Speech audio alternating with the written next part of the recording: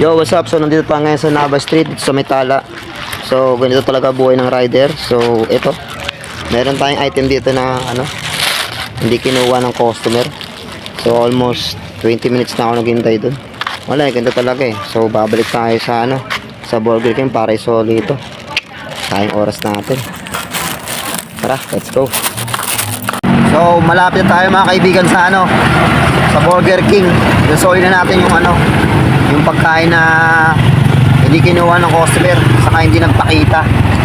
Tawag ako ng tawag, text ako ng text, hindi sumasagot. Yun lang talaga, ganito lang talaga ang buhay ng rider. Shoutout sa'yo ma'am, sa customer ko. Sana makonsensya ka sa katulad namin mga rider.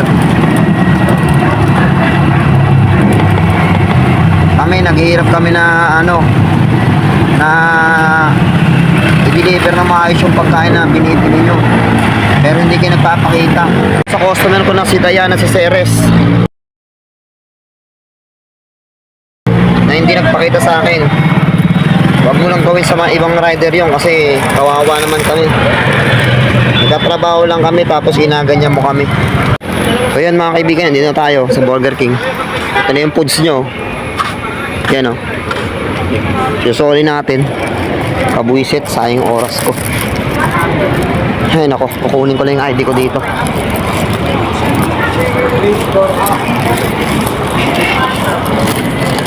Ma'am? Ma'am? Di nagpakita yung customer sa akin. May na pa ako dun. Mumukha na akong ewan dun. Kunin ko yung ID ko ma'am. Oo. Kaya pa ako dun eh. 30 minutes na ako dun eh. Nakala pre. Wala eh. Bumuha akong taka ng customer eh. Masila ako. Hindi ba contact? Hindi din. So sa pala? Nag-chat ako. Ay nag-text ako. Hindi nagre-reply. Sa ano yun eh. May likod dun. Pangalan nun.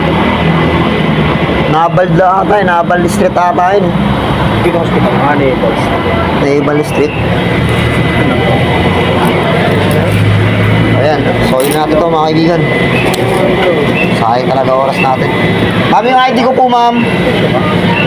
Ayun o, yung ID ko. Ma'am, hindi po natatawagan yung customer. Hindi rin nag-request sa text ko eh. Tama lang. Kukunin ko po yan yung ID ko. Ayun po yung ID ko. Tawag ma'am, kayo na pa ako dun eh. 30 minutes na ako dun ma'am eh. Tawagan mo yung guest. Hindi, mas maganda sir, pag gano'n, inform mo din kami. Ma'am, nagtatawag din ako dito, di sumasagot. Hindi po sila. Si sir, di po po. Complete mo na ba di? Hindi pa, sabi sa akin ng Grab, ibalik ko daw yan eh, tapos saka ako i-complete eh. Wait lang pa.